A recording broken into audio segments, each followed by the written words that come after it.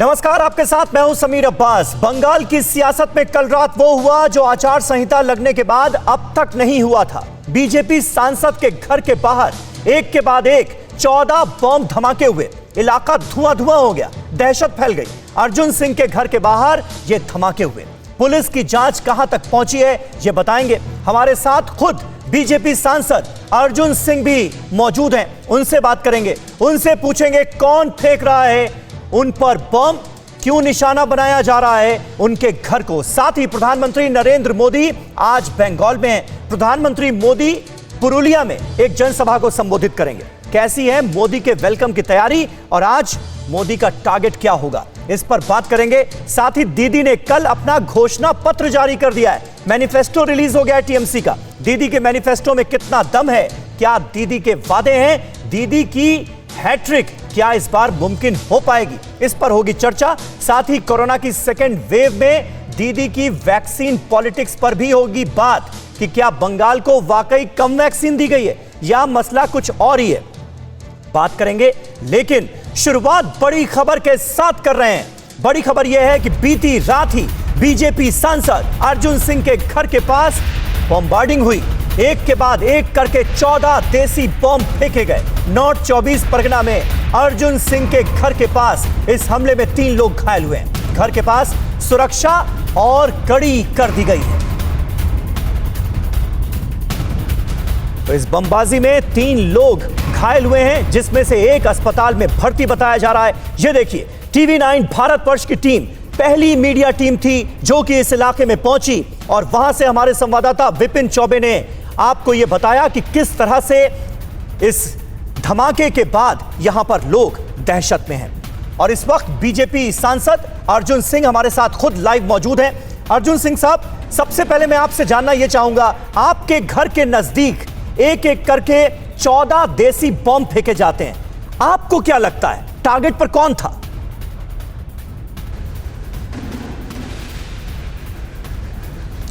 देखिए, जब से मैं भारतीय जनता पार्टी ज्वाइन किया हूं, ममता बनर्जी पर्सनली और ममता बनर्जी के पार्टी पूरे तौर पर हमारे ऊपर कई बार जानलेवा हमला हो चुका है और हमारे घर के पास पुलिस की उपस्थिति में हमेशा बम चल रहा है। ये जब से कोड ऑफ कंडक्ट लागू हुआ था तो हम लोगों ने सोचा था कि चलिए अब तो कम से कम शांति रहेगा, लोग शांति से अपने कार्यक्रम को करेंगे, जाएंगे। लेकिन कल रात में मैं एक मीडिया चैनल में डिबेट में बैठा था, अचानक वहीं मुझे फ़ोन आया कि मेरे घर के पास बम चल रहा है और 14 बम। कल आपके संवाददाता रात में 3 बजे आए थे और मैंने उनको एक एक बम का स्पॉट दिखलाया कि देखिए कैसे बम मारा गया और सीधे इलाके को खाली करने की बात कही जा रही है। और जिन लोगों ने ये किया है उन लोगों के अगेंस्ट में मैं 10 दिन से लोकल पुलिस को अवगत करा रहा हूँ कि देखिए इस तरह के अपराधी जो हैं यहाँ घूम रहे हैं और इनको इमीडिएट आप लोग गिरफ्तार कीजिए। लेकिन कुछ भी नहीं हुआ। अब देखिए 10:30 बजे मैं कलकत्ता से जब वापस अपने घर आ रहा हूँ तो वहाँ पर लोकल मीडिया के लोग थे, उपस्थित थे और उनके सामने पुलिस भी थी। करीब 8 गाड़ी पुलिस थी और उसमें एसीपी, लोकल थाने का आईसी, करीब बहुत सारे अधिकारी थे। अच्छा। जिनको मैं पहचाना, आप देखे होंगे वीडियो फुटेज में भी आ रहा है कि हम उनके सामने फिर बम चलने लगा और मेरे जो सीआईएसएफ के सिक्योरिटी थे, हम लोग वहां दौड़ के पहुंच रहे हैं। पुलिस खड़ी है। पुलिस को मैंने पूछा कि भाई तुम यहाँ खड़े हो तब बम चल रहा है, तो तुम नहीं रहोगे तब क्या हाल होगा? बोला सर हम देख रहे हैं। ये जो उनकी पुरानी बात है कि देखची वही देखची करते रहे। अच्छा, और बम चलाने वाले बम चला के घूम रहे हैं। जो लोग जब पब्लिक देसी बम से हमला कर रहे थे उनको आप पहचानते हैं, जानते हैं? जी हाँ पहचानते हैं। सब यहाँ के लोकल क्रिमिनल्स हैं जिनको जेल में थे। इनको जेल में 2019 में जब मैं ये एक नमीत बोल के है, एक काला बाबू बोल के है, एक मनील बोल के है, इसके पूरे साथ 8-10 लोग और थे। इन लोगों ने इनको छोड़ा के लाया गया। 2019 में जब मैं चुनाव में खड़ा था तो इनको जेल से छोड़ा के लाया गया। सब एनडीपीएस और मर्डर केस के आसामी हैं। इनको जेल से छुड़ा के लाया गया। और मुझे हमेशा हमारे इस क्षेत्र को दबाव में रखने के लिए, प्रेशर में रखने के लिए, मुझ पर हमला करके और लोगों को डराने के लिए, ताकि लोग वोट दे नहीं पाए, घर से नहीं निकल पाए, इस तरह का एक माहौल बनाने की कोशिश पूरे क्षेत्र में की जा रही है। और प्रत्यक्ष अप्रत्यक्ष रूप से पुलिस इसका मदद कर रहा है। कोड ऑफ कंडक्ट होने के बावजूद भी ये बताइए कि जो हमलावर हैं, आप कह रहे हैं कि आप उनको जानते हैं, पहचानते हैं, उनको खास तौर पर चुनाव के दौरान हिंसा करने के लिए ही जेल से छुड़ाकर लाया गया है, इनका टीएमसी से कोई जुड़ाव है क्या?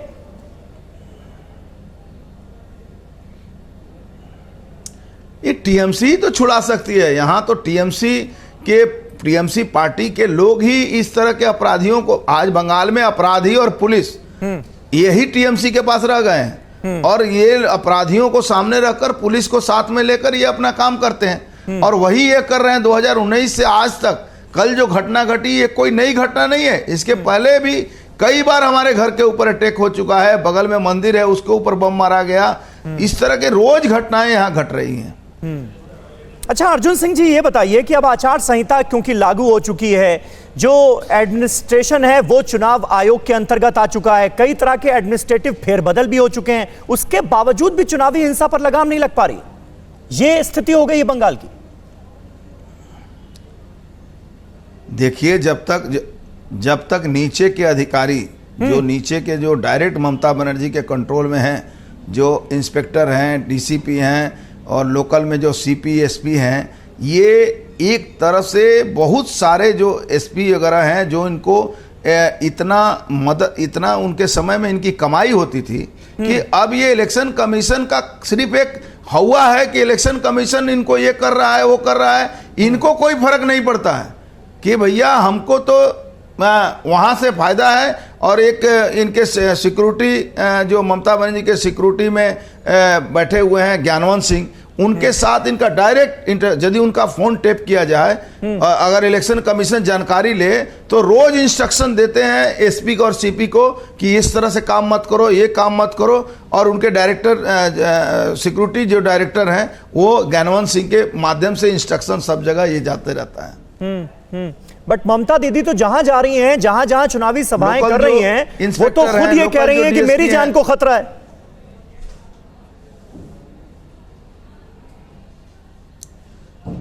अब इससे बड़ा मजाक क्या हो सकता है कि ममता बनर्जी के साथ गुंडे, ममता बनर्जी के साथ अपराधी, ममता बनर्जी की पुलिस आज नाम के वास्ते सिर्फ इलेक्शन कमीशन के अंडर में ही है, काम इनका वही है जो ममता बनर्जी चाहती हैं। अब सोचिए कि इंस्पेक्टर एसीपी रैंक का एक अधिकारी, उसके सामने बम चल रहा है और वो डर से जा भी नहीं रहा है। आप मीडिया का फुटेज देखेंगे तो चुपचाप खड़ा है और हम उससे बोल रहे हैं कि तुम कर क्या रहे हो भाई, तुम यहां खड़े हो, इतने लोग तुम्हारे साथ हैं और अपराधी बम मार के जा रहे हैं। तो यहां इस तरह से पुलिस को एकदम जो नीचे लेवल के इंस्पेक्टर हैं, सब इंस्पेक्टर हैं, इनका तो एकदम इनका गला दबा के रखा गया है कि तुम कुछ मत करो, इस तरह से करके रखें। और ममता बनर्जी तो ये कह रही हैं कि उनकी जान को खतरा है और उन्हें ही जान से मारने की कोशिश की जा रही है। अब नंदीग्राम में जो उनको चोट लगी, हालांकि चुनाव आयोग की रिपोर्ट आ चुकी है कि ये हमला नहीं था, ये हादसा था, लेकिन उसके बावजूद भी हर चुनावी सभा में वो ये कह रही हैं।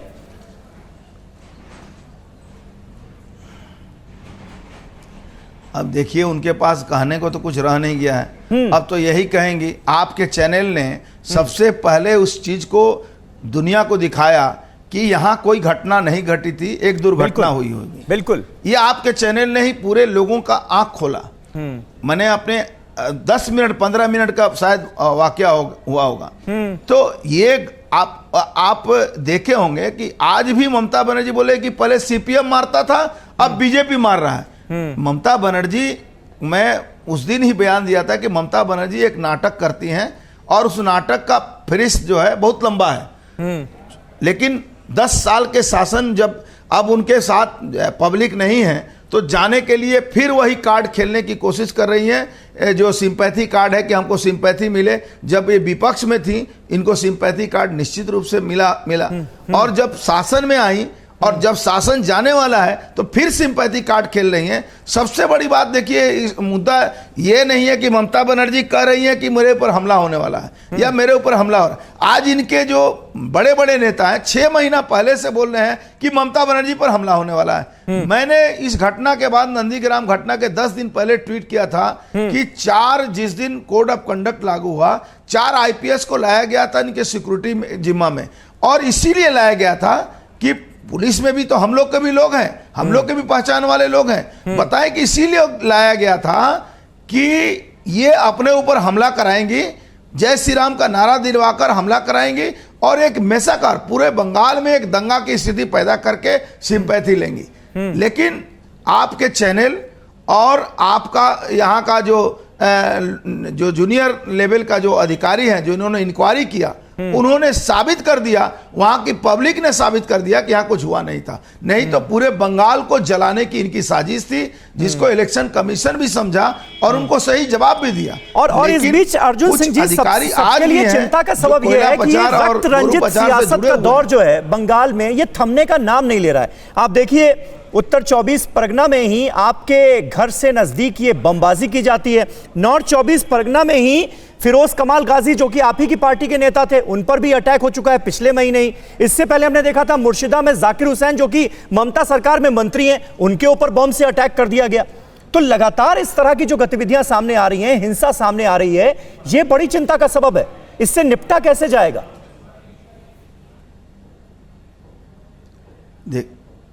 देखिए, मैं आपको बता रहा हूं, थाने में पुलिस नहीं है। थाने की पुलिस जो है, इनके अपराधियों को सिक्योरिटी देके रखा है। इनके जितने भी ये जो हमला करने वाले जो अपराधी हैं ना, इनको पुलिस का सिक्योरिटी मिला हुआ है। आप सोच के ताज्जुब होंगे कि बंगाल में सारे अपराधियों को सिक्योरिटी मिली हुई है, और वो सिक्योरिटी पुलिस को लेकर ये लोगों को धमकाना, लोगों को हमला करना। आज जाकिर हुसैन एक मंत्री हैं, उन पर हमला कौन कर रहा है? तो उन्हीं के पार्टी के लोग, उनका बिजनेस राइवलरी है, वहां कोई पॉलिटिकल लड़ाई नहीं थी। लेकिन बाबू मंडल तृणमूल छोड़कर बीजेपी में आ गए। कमाल गाजी जिनको कहा जाता है, उनका असली नाम कमाल गाजी है, तो उन पर हमला करो, उनको मार डालो। अर्जुन सिंह को इस इलाके में बांध के रखना है, अर्जुन सिंह के ऊपर हत्या कराओ, उनको मारो। मेरा बेटा भी विधायक है, विधायी विधायक है, वो भी चुनाव जीता था 2019 में। उसके हम लोग साथ में रहते हैं, उसके ऊपर बराबर हमला करने की कोशिश की जा रही है। और मजा की बात यह है कि पुलिस आज के डेट में सिविक वॉलंटियर थाना चलाता है, पुलिस वाले सिक्योरिटी में रहते हैं। ठीक है, बहुत बहुत शुक्रिया अर्जुन सिंह जी हमसे बातचीत करने के लिए। और भारतीय जनता पार्टी के सांसद अर्जुन सिंह ये बड़ा आरोप लगा रहे हैं कि हमले लगातार हो रहे हैं, हिंसा जमकर हो रही है, और ये सब कुछ पुलिस की शय पर किया जा रहा है। वो टीएमसी पर सीधा आरोप लगा रहे हैं। इस बीच अपने दर्शकों को बता दें कि बॉम्ब ब्लास्ट की चुनाव आयोग से शिकायत करने जा रही है बीजेपी। मुकुल रॉय ने कहा है कि चुनाव आयोग से हम इसकी शिकायत करेंगे। तो बीजेपी के सांसद अर्जुन सिंह के घर के पास एक के बाद एक 14 देसी बम फेंके गए हैं, और अब इस हमले की बीजेपी शिकायत करने जा रही है चुनाव आयोग से।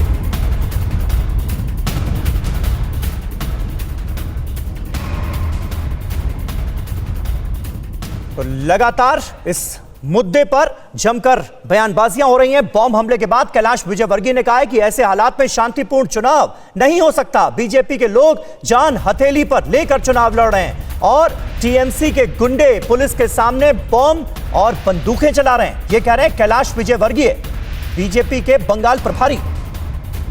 का पर्यायवाची हिंसा की राजनीति हो गई, और वहां पर राजनीति करना मतलब अपनी जान पे हथेली लेकर चलना है। कुल मिलाकर आचार संहिता लग गई, पर फिर भी पुलिस के सामने गुंडे वहाँ पर बम फेंक रहे हैं, गोलियां चला रहे हैं। ये बहुत ख़राब स्थिति है, और मैं समझता हूँ चुनाव आयोग को इसको एक चेतावनी की तरह लेना चाहिए, चिंता करना चाहिए। नहीं तो आने वाले समय में मतदान शांतिपूर्ण हो सकेगा, इसमें हमें शंका है।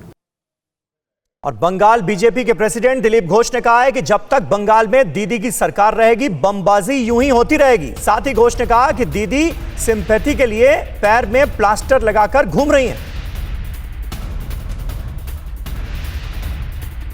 ये काम तब तक चलेगा जब तक ये सरकार यहाँ रहेगी। ये सरकार हिंसा को मदद देने वाली है, हिंसा प्रायोजित राजनीति करने वाली है। इसलिए हम जड़ से इसको विदाई करने के लिए काम कर रहे हैं। समूल उसको उखाड़ के फेंकना पड़ेगा, तभी यहाँ हिंसा और भ्रष्टाचार जाएगा, और नहीं तो तब तक यहाँ सबको झेलना पड़ेगा हिंसा और भ्रष्टाचार का मार। ये सरकार कुछ नहीं कर पाएगी, इसलिए सिंपैथी क्रिएट करने के लिए और ममता बनर्जी ने पैर में बैंडेज लगा करके और प्लास्टर लगा करके व्हील चेयर में घूम रही है। और इसी बड़ी खबर पर बातचीत करने के लिए हमारे साथ तमाम खास मेहमानों का पैनल इस वक्त जुड़ चुका है। बीजेपी सांसद अर्जुन सिंह तो हमारे साथ मौजूद हैं ही, शिशिर बजौरिया हमारे साथ जुड़ रहे हैं जो कि बीजेपी के नेता हैं, स्टेट एग्जीक्यूटिव हैं, हमारे साथ मौजूद हैं, उनसे हम बात करेंगे। खालिद अब्दुल्ला साहब हमारे साथ मौजूद हैं, तृणमूल कांग्रेस के तेजतर्रार नेता। गौतम लाहिड़ी साहब हमारे साथ मौजूद हैं जो कि वरिष्ठ पत्रकार हैं। दो सहयोगी हमारे साथ इस वक्त जुड़ चुके हैं, रविशंकर दत्ता हमारे सहयोगी और अभिषेक उपाध्याय भी मुझे लाइव स्क्रीन पर नजर आ रहे हैं। इन सबसे हम बात करेंगे, लेकिन खालिद अब्दुल्ला साहब, पहला सवाल आपसे, अब यह स्थिति क्यों आ गई है कि बीजेपी के नेताओं को कहना पड़ रहा है कि जान हथेली पर रखकर हम चुनाव लड़ रहे हैं? देखिए, मैंने अभी आपके टीवी के माध्यम से अर्जुन भाई की बहुत सारी बातें को सुना जी। उन्होंने बहुत सारी लगातार ये वो कहते गए, उनका ये एक भी उन्होंने तो ये भी कह दिया कि कोर्ट जितने क्रिमिनल को तृणमूल कांग्रेस ही छोड़ा सकती है। इन्होंने कोर्ट जुडिशियरी का भी अपमान कर रहे हैं। दूसरी बात रही, कोर्ट अगर छोड़ता है तो वो सबूत और उसके कागजात के जरिए छोड़ता है, उसको भी ये तृणमूल के दायरे में ला दिए हैं। तो खैर, ये जुडिशरी का अपमान इनका हक नहीं है करना। दूसरी बात, इन्होंने इसी के देखिए, नहीं खालिद अब्दुल्ला साहब, मेन आरोप की बात कीजिए ना। वो ये कह रहे हैं कि जो लोकल एडमिनिस्ट्रेशन है, जो पुलिस ऑफिसर्स हैं, वो टीएमसी के इशारे पर काम कर रहे हैं, इसलिए ये स्थिति पैदा हो गई है कि जिनकी शिकायत करो, बताओ कि ये लोग अटैक कर सकते हैं, उनके खिलाफ भी एक्शन नहीं लिया जाता और बमबाजी होती है। भाई समीर भाई, अगर आज भी अगर ये लोग कहें कि तृणमूल के इशारे पे पुलिस एडमिनिस्ट्रेशन काम कर रही है, तो ईसी कहां गई? आचार संहिता लग गया है, ईसी कंट्रोल ले ली है, हर वो ऑफिसर, हर वो छोटे पदाधिकारी भी इसी के अंतर्गत आ जाते हैं। तो कहीं ना कहीं इन लोग अपने आपस में ही तो कंट्रोवर्सी हो जा रहे हैं। इनको ये समझ में नहीं आ रहा था अभी भी कौन, शायद पता नहीं, मुझे ये मालूम है या नहीं उन लोगों को कि आचार संहिता लगने के बाद पूरी एडमिनिस्ट्रेशन इसी के अंडर में कंट्रोल में चली जाती है। उन्होंने बहुत सारी बातें कहा। मैं कह रहा हूं कि ये पुलिस के बारे में कह रहे हैं, मैं उनसे कह रहा हूं कि पुलिस घिरे रहती तृणमूल कांग्रेस के लीडरों को। मैं तो उनसे पूछूंगा कि कोकीन सप्लायर का सीआईएफ सेंट्रल फोर्स ने उसको घेर के रखा है। कोकीन जो सप्लाई कर रहे हैं, उन लोगों को सिक्योरिटी दिया जा रहा है, उन लोगों के। अरे खालिद अब्दुल्ला साहब, अभी मसला क्या सामने आया है? आप किस पर बयान दे रहे हैं? मतलब एक के बाद एक 14 बम किसी के घर पर अगर फेंके जाएं, आप इसको हल्के में ले रहे हैं क्या? मैं इस पे बोल रहा हूं। देखिए, कौन लोग हैं, आप जानते हैं या नहीं जानते इनके बारे में? देखिए, पूरी तरह से भारतीय जनता पार्टी अर्जुन सिंह का पूरा गैंग है। और आज भी मैं कह रहा हूं कि एक कहावत है, जमीन को मार के जमींदार को डराना। अच्छा। ये लोग अपने घर, अगर कोई बम चलाएगा तो उनके घर में चलाएगा। आरोप का सिलसिला जारी है। और इस बीच बंगाल से आज की दूसरी बड़ी खबर, थोड़ी देर बाद पुरुलिया में प्रधानमंत्री नरेंद्र मोदी की रैली होने जा रही है। प्रधानमंत्री यहां एक जनसभा को संबोधित करेंगे। और बड़ी खबर यह है कि टीएमसी के सीनियर लीडर शिशिर अधिकारी आज प्रधानमंत्री नरेंद्र मोदी की रैली में नजर आ सकते हैं उनके मंच पर। अभिषेक उपाध्याय हमारे साथ इस वक्त मौजूद हैं। अभिषेक, आज प्रधानमंत्री नरेंद्र मोदी पहुंच रहे हैं और कल ही बीजेपी के सांसद अर्जुन सिंह के घर के बाहर ताबड़तोड़ बमबाजी हुई है, क्या यह मुद्दा बनेगा?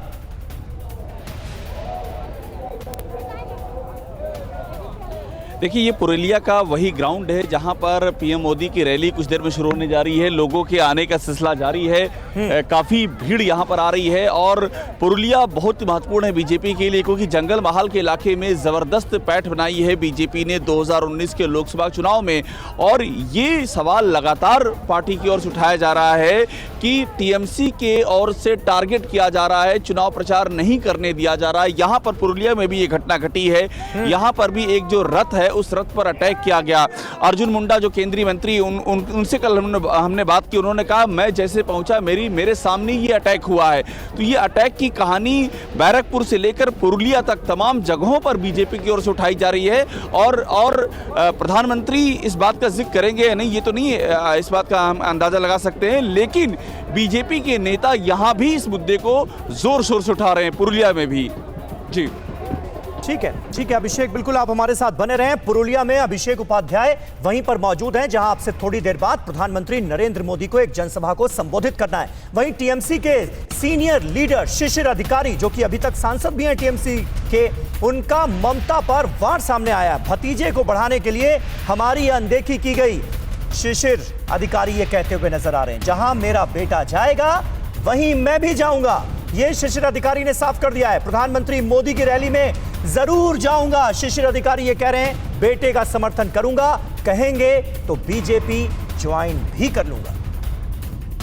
वो तो लड़का लोग जानता है, हम नहीं जानता है। हम I will support my son and I if they call me today, आदमी लोग बोलता है जो मोदी का मीटिंग में जाने का, हम जरूर जाएंगे। लड़का कर तो हित में हमको लड़ना ही पड़ेगा। और गौतम लाडी साहब हमारे साथ मौजूद हैं। लाडी साहब देखिए, ये आसार तो लगातार लगाए जा रहे थे कि अब शुभेंदु अधिकारी के आने के बाद अधिकारी परिवार जो है, पूरा कुनबा जो है वो बीजेपी के साथ नजर आएगा। इसका कितना फायदा होने जा रहा है इस बार के चुनावों में बीजेपी को? पूर्व मेदिनीपुर और कांकी में निश्चित तौर पर अधिकारी फैमिली को बहुत बड़ा एक प्रभाव है, बहुत दिन से राजनीति का अनुभव है। इसलिए इस जगह पे निश्चित तौर पे पूर्व मिदनापुर, जहाँ पे बीजेपी सारे ताकत लगा दिया है, वो कोशिश कर रहा है कि तृणमूल का गढ़ को कैसे ध्वस्त किया जाए। इसलिए अगर शिशिर अधिकारी आएंगे, उसका भी जो अगर अपील जो है वो निश्चित तौर पे वोटर के ऊपर पड़ सकता है। लेकिन यहाँ पे तृणमूल भी काफी जोर दिया है, खासतौर पे ऐसे आप शुरू किया पुरुलिया में, आज प्रधानमंत्री जी शुरू कर रहे सभा, तो उस जगह पे 9 जो सीट है, उस 9 सीट में लोकसभा चुनाव के दौरान भाजपा वहां पे काफी आगे थे, और पंचायत चुनाव में भी इसका ग्राम पंचायत में भी बीजेपी को आगे सीट मिला था। इसलिए इस जगह जो है 27 तारीख पहला चरण में चुनाव है, इसलिए इस जगह के ऊपर बीजेपी बहुत डिपेंड कर रहा है। अभी देखना है कैसे तृणमूल अपना गढ़ बचा पाएगा कि नहीं। लेकिन अधिकारी फैमिली निश्चित तौर पे इस एरिया में, जंगल में खास तौर पे एक प्रभाव रखता है। ठीक है, शिशिर बाजोरिया साहब हमारे साथ मौजूद हैं, भारतीय जनता पार्टी के नेता। शिशिर साहब ये बताइए कि क्या, क्योंकि तृणमूल कांग्रेस ये एक्सपेक्ट करके चल रही है कि भाई शुभेंदु अधिकारी या अधिकारी कुनबे से और लोगों के आने का असर ज्यादा इसलिए नहीं पड़ेगा क्योंकि उनका वोट बैंक जो है वो टीएमसी के साथ इंटैक्ट रहेगा। आप क्या मानकर चल रहे हैं?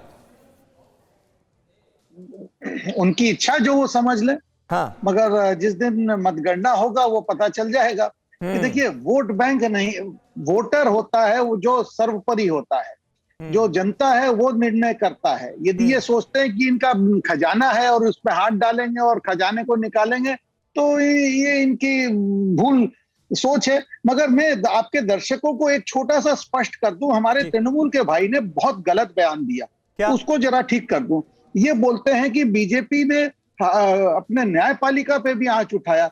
आपको मैं सीधा सीधा बताऊं, 3 फरवरी 2020 खूंखार आतंकवादी छत्रधर महतो, जिसका कि आजीवन कारावास का वो 2015 में उसको सजा हुआ था, अचानक वो हाईकोर्ट में आवेदन करता है कि मेरे को गलत धारा में सजा हुआ, और सरकार का वकील, एडवोकेट जनरल, सरकारी वकील बचाव पक्ष के जगह उनका पक्ष रख के बोलता है कि हाँ हमने गलत धारा लगाया, और उसका नतीजा क्या हुआ? 3 फरवरी 2020 को छत्रधर महतो जैसा आतंकवादी छूट गया। मेरे तृणमूल के भाई, आप जरा ये सुन लो। और दूसरा, जो ये बार बार लोग बोलते हैं कि अभी कानून व्यवस्था पूरा का पूरा इलेक्शन कमीशन के अधीन है, इलेक्शन कमीशन ने एक विज्ञप्ति देकर स्पष्टीकरण किया है कि कानून व्यवस्था हमेशा राज्य सरकार का होता है, इलेक्शन कमीशन नहीं चलाता। इलेक्शन कमीशन नजरदारी में रखता है, यदि कोई ऑफिसर जो ठीक काम न करें या पक्षपात करें उनको हटाता है या दूसरे को लाता है। ये लोगों को गुमराह नहीं कीजिए। लेकिन जहां तक ये जो घटना हुआ, ये मानेंगे कि तमाम तरह के एडमिनिस्ट्रेटिव फेरबदल करने के बाद भी हालात जो हैं वो चिंताजनक हैं।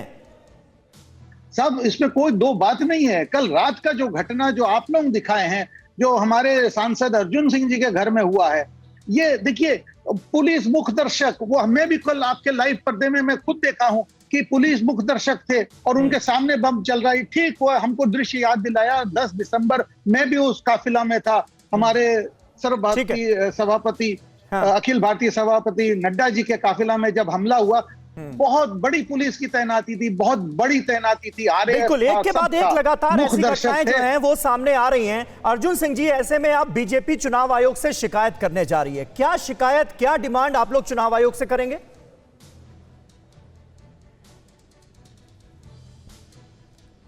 मैं 1 सेकंड आपका समय लूंगा। खालिद अब्दुल्ला साहब के दिमाग में एक बात याद दिला दूं कि एक इन्हीं के जहां ये रहते हैं मटिया बुरुज में, वहां पर एक पुलिस वाले की हत्या कर रहे हैं इनके काउंसिलर मुन्ना, और वहां उस समय पुलिस कमिश्नर पंचनंदा जी थे और वो गए कि पुलिस का मोरल खत्म होगा और वो गए एक्शन लेने के लिए। उनको उठाकर फेंक दी ममता बनर्जी ने। इनके जितने भी जो पीपी हैं कोर्ट में, जो इनके जो पब्लिक प्रोसिक्यूटर हैं, ये सारे अपराधियों के केस के बारे में सीधे कहते हैं कि हमें कोई ऑब्जेक्शन नहीं है और उनको छुड़ा लाया जाता है। ये लगता है कि इनको ये बता रहे थे इलेक्शन कमीशन की बात। अरे मैं 4 बार विधायक रह चुका हूं और क्या नाम है एमपी भी हूं, और इनको इलेक्शन कमीशन की क्या भूमिका है और क्या कर सकती है इनको क्या पता है। कभी क्या नाम है स्कूल के इलेक्शन में तो खड़े नहीं हुए, इनको क्या पता है कि इलेक्शन में इलेक्शन कमीशन को कितना अधिकार है कितना अधिकार नहीं है। ठीक है, ये खाली बयानबाजी करने के लिए टीवी पर बैठकर खालिद अब्दुल्ला साहब जवाब दीजिए, ये कांग्रेस खेला कब बंद होगा? करने के चक्कर में साल से तो आप ही की सरकार है ना, आप ही की पार्टी की सरकार है पश्चिम बंगाल में, फिर जिम्मेदारी किसकी? अर्जुन सिंह हो सकते हैं बाहुबली के रूप में जाने जाते हैं और गुंडागर्दी के नाम से जाने जाते हैं। इनको ये जानकारी नहीं है, बंगाल में शायद 4 बार इलेक्शन जीत चुके, इनको मालूम भी नहीं है। मैंने 3 बार विधानसभा का इलेक्शन कंटेस्ट किया हूं। एक बार 2004 में बाय इलेक्शन, वो भी बहुत बड़े कैंडिडेट के साथ। दूसरी बार 2006 में बाय इलेक्शन कांग्रेस के तरफ से। तीसरी बार फिर मैं 2016 में कांग्रेस के तरफ से इलेक्शन लड़ा। 2016 में भी मेरी मार्जिन कम वोट से हार गया। तो इनको ये मैं जवाब इनका दे रहा हूं। आप अगर जवाब सवाल का ही सवाल करेंगे तो आप तो भारतीय जनता पार्टी के सारे लगातार अरे कितना बार जीते? अरे खालिद अब्दुल्ला साहब, अरे हार जीत आप कितना बार जीते? दोनों हमारे शो में आए, दोनों सम्मानित मेहमान हैं। जो सवाल पूछा जा रहा है उसका जवाब दे दीजिए। अर्जुन सिंह जी जवाब दे दीजिए। आप तो कितना बार जीते हैं? बात करते हैं। आप तो कह रहे हैं कि आपको मालूम नहीं। आपका अटॉर्नी जनरल क्या करता है? आप क्या कर रहे हैं आपको मालूम है? आप देखते नहीं है कि आपको जानकारी नहीं है? बंगाल में आप नहीं रहते, आप बिहार के बाहुबली को लाके यहाँ पे गुंडागर्दी करते हैं और ये सब बातें कह रहे हैं। आपको जरा सा भी आप झूठ बात क्यों कहते हैं? मुन्ना के बारे कहे मटिया बुरुज में, मटिया बुरुज भी जुडिशियल मामला था, कोर्ट और वकील और कचहरी का मामला को आप अपमान करना चाहते हैं। इसका मतलब है आपके लोगों को जुडिशियल मामला हो गया, खुलेआम पुलिस को टीवी के सामने कैमरे के सामने गोली मारा गया था, वो जुडिशियल मैटर है। बिल्कुल जुडिशियल बात करते हो सारा क्रिमिनल आप ही का। बॉबी हाकिम बोलता था इलेक्शन के दिन के वहां चलो पाकिस्तान में चलो, पाकिस्तान बनाकर बम चलवाना चाहते हो, आप बम चलवाना चाहते हो। आपको जरा कभी जरा इतना गुस्सा मत हो, आप पानी पियो। आप क्यों इतना गुस्सा हो रहे हैं? आप बम चलाते हो, आप गोली चलाते हो, गुंडागर्दी आप करते हो। ये काम तो तृणमूल कांग्रेस का नहीं है। आप जाकर वहां खालिद अब्दुल्ला साहब, अभी तो अर्जुन सिंह के घर के बाहर ही बम फटे हैं, 14 बम। ये लोग अपने चलवाते हैं बम। अच्छा, अपने घर के ऊपर अपने ही बम फेंकवा देते हैं। बिल्कुल, ये बम चला। अगर बम चलाना होता तो इनके घरों में चलता, बम तो इनको रास्ते में क्यों चलेगा? बम अगर चलाना है रास्ते में 14 बम। अच्छा, आप ही की सरकार में मंत्री थे ना जाकिर हुसैन साहब, जिन पर मुर्शिदाबाद में हमला हुआ, उन्होंने भी अपने ऊपर फेंकवा दिया। मैं कह रहा हूं कि वो भी एक मामला जानकारी इंक्वायरी की मामला। आप कह रहे हैं कि वो नहीं, बताइए ना, बताइए उसमें कौन था, उसके पीछे कौन था? मेरे भाई, इंक्वायरी चल रही है। अच्छा, इंक्वायरी चल रही है, यहाँ पर आप नतीजे पर पहुंचे, उसकी इंक्वायरी चल रही है। भारतीय जनता पार्टी का हाथ था, भारतीय जनता पार्टी का हाथ था, भारतीय जनता पार्टी का हाथ था। अरे भैया, अरे मेरे भाई, यदि भारतीय जनता पार्टी का होता अभी तक हिरासत में होता। मेरे भाई, ठीक है, इस पर बहस होती रहेगी। लेकिन रविशंकर दत्ता मुझे जंगल महल से नजर आ रहे हैं, हमारे साथ लाइव मौजूद हैं। रवि, आवाज मिल रही है आपको? रविशंकर क्या कर रहा था? इंक्वायरी रेलवे पुलिस के अंदर। रविशंकर, आपसे मैं जानना चाहूंगा, देखिए एक के बाद एक लगातार चुनावी हिंसा का ये जो दौर है ये थमता हुआ नजर आ नहीं रहा है। तमाम ऐसे मामले सामने आ रहे हैं। कानून व्यवस्था कितना बड़ा मुद्दा है इस बार बंगाल के चुनावों में?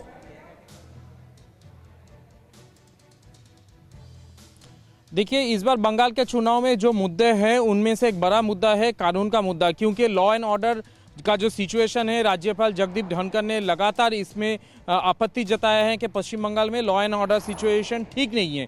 इसके बावजूद भी जाकिर हुसैन पे हमला होता है, अर्जुन सिंह पे हमला होता है, उनके घर के सामने बॉम्ब फटते हैं। तो ये एक पे एक मुद्दा आ जा रहा है। कल मिदनापुर में झमेला हुआ, उसका पहले नदिया में झमेला हुआ, हुगली में जो बीजेपी के उम्मीदवार थे उनके ऊपर गोली चलाई है। तो ये लॉ एंड ऑर्डर सिचुएशन का समस्या हमेशा के लिए बंगाल में रहा है।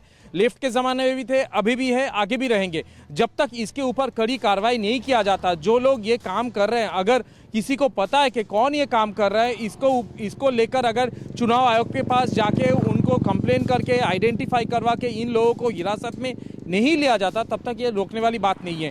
और जैसे कि हम सब जानते हैं कि पश्चिम बंगाल के चुनाव ऐसे हैं कि बाहर के लोग आ जाते हैं। बाहर के जो लोग हैं वो कभी आ जाते हैं, कभी स्टिंग ऑपरेशन दिखता है, कभी इंटरव्यू में दिखते हैं। तो ये भी बंद होना चाहिए, क्योंकि पश्चिम बंगाल एक बॉर्डर एरिया है, नदिया से शुरू करके कुछ बिहार तक ये बॉर्डर एरिया है। तो यहाँ इन्फिल्ट्रेशन बहुत ज़्यादा है और यही इन्फिल्ट्रेशन रोकने के लिए सीमा सुरक्षा बल को वहाँ पे तैनात किया जा रहा है। लॉ एंड ऑर्डर सिचुएशन ठीक करने के लिए पुलिस अधिकारी, पैरामिलिट्री फोर्स को तैनात किया जा रहा है। लेकिन ये ठीक कब होगा, इसका उत्तर कोई नहीं दे पा रहा है। ममता बनर्जी के मैनिफेस्टो में जिन बातों का जिक्र किया गया है उस पर एक नजर डाल लेते हैं। ममता ने बंगाल से इस बार 10 बड़े वादे किए हैं।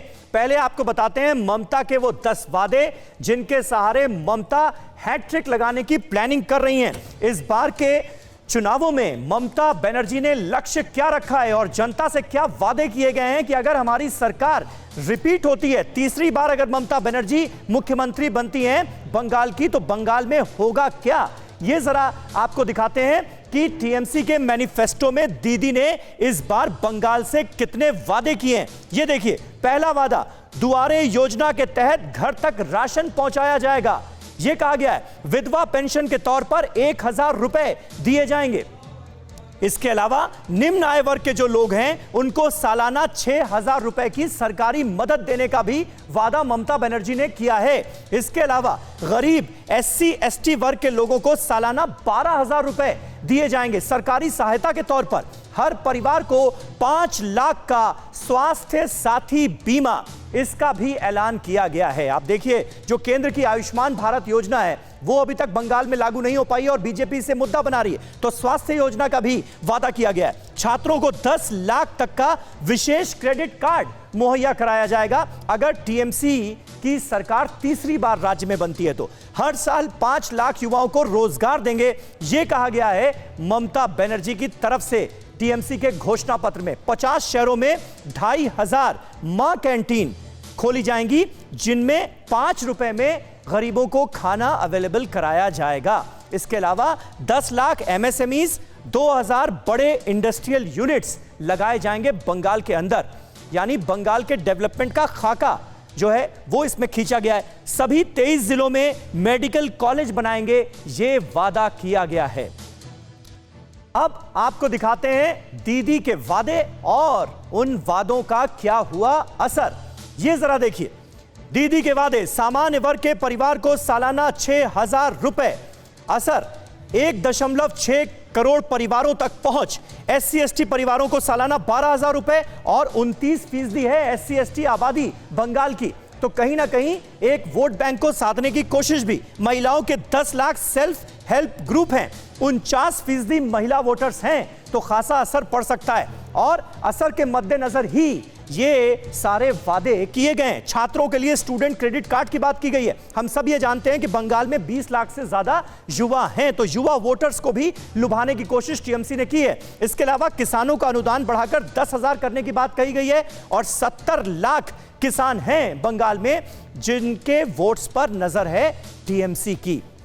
गौतम लाहिड़ी साहब हमारे साथ इस वक्त मौजूद हैं। जो वादे किए गए हैं, पश्चिम बंगाल की जनता उम्मीद करे कि अगर सरकार बन भी गई तो ये वादे पूरे होंगे, क्योंकि पहले के घोषणा पत्रों में यहां तक कि 2011 और 2016 के घोषणा पत्र में जो वादे किए गए उनमें से बहुत सारे तो पूरे ही नहीं हुए।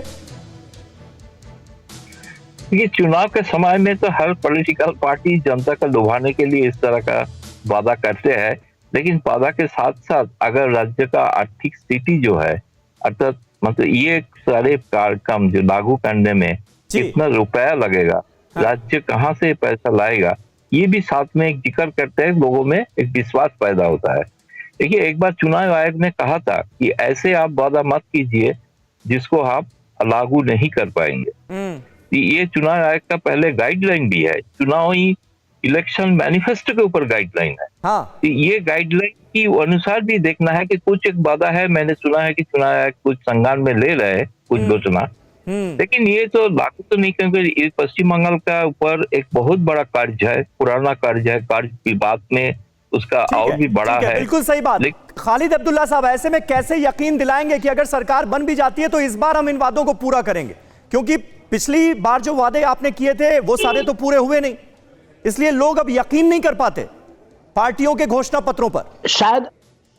शायद आप घोषणा पत्र पहले देखे नहीं होंगे, इसलिए कह रहे हैं कि पूरा देखा है मैंने। मैं समझता हूं कि देखा है मैंने, कहिएगा तो गिना दूंगा। मैक्सिमम मैं भी आपको गिना दूंगा। मैक्सिमम जो स्कीम थी वो पूरी हो चुकी है लगभग। राशन के बारे में बताया कि राशन तो अब मिलना शुरू भी हो गया मुफ्त में। पेंशन 1,000 रुपया जो गरीबों को वो देने की बात 500 रुपया ऑलरेडी दे रही है, उसमें 1,000 रुपया देना होगा। 6,000 रुपया की बात वो चल रहा है। ST/SC के बाद 12,000 रुपया। मैं समझता हूँ ST/SC का जो काम कर रही है वो करेंगी। हेल्थ इंश्योरेंस के बारे में कहा, ये स्कीम लाने का, ये स्कीम ऑलरेडी स्टार्ट हो चुका है। बहुत सारे ऐसे इंप्लीमेंट हो चुके हैं। आने वाले दिनों में हर घर में ये इंप्लीमेंट हो जाएगा। 10 लाख स्टूडेंट का जो चलिए ठीक है, आप भरोसा दिलाने की कोशिश कर रहे हैं कि वादे पूरे होंगे। सुनने अब आप नहीं पढ़े, तब अब आप नहीं पढ़े या सुनना नहीं चाह रहे, सुन लीजिए थोड़ी सी। अरे तो आपने, अरे भाई पूरे तो किए ही, अब 60% से ज्यादा जो वादे हैं वो नहीं पूरे हुए। अब आप गिना रहे हैं वो 40% वाले, तो 40% वाले कब तक गिनाएंगे? शिशिर बाजोरिया साहब, ये बताइए कि क्या आप मानते हैं कि वाकई ऐसा कोई इंतजाम होना चाहिए चुनाव आयोग की तरफ से कि भाई जो वादे कर रही है पार्टी, अगर सरकार बनती है तो वादे पूरे हो 5 साल में, यह सुनिश्चित किया जाए, वरना वही नौबत आती है कि छत्तीसगढ़ में कांग्रेस पार्टी के नेताओं को घोषणा पत्र रिलीज करते वक्त गंगा जल लेकर कसम खानी पड़ती है। साहब, यहाँ तो कसम भी खा लें तो पूरा नहीं होगा, क्योंकि ये इनका जो घोषणा पत्र ये प्रमाण करता है, ये खुद स्वीकार लिए हैं कि हम 10 साल में कुछ नहीं दे पाए हैं। अच्छा, और क्या क्या वादा किया आगामी 5 साल के लिए कि भाई हम एक और हम ये अनुदान देंगे, वो अनुदान देंगे। कहीं पर है कि हम लोगों के जीवन का स्तर कैसे उठाएंगे? नहीं, आपको हम भिखारी बना के रखेंगे, आप हमारे भिक्षा की तरफ देखते रहिए। कहीं है ये बोल दिए 10 लाख MSME और 2 लाख बड़े। चलिए ठीक है शिशिर साहब, लेकिन आप पर भी होगी नजर कि आपकी पार्टी क्या वादे करती है और अगर आप सत्ता में आते हैं तो उनको कितना पूरा कर पाते हैं। अड़ी सोमवार से शुक्रवार शाम 6 बजे सिर्फ TV9 भारतवर्ष पर।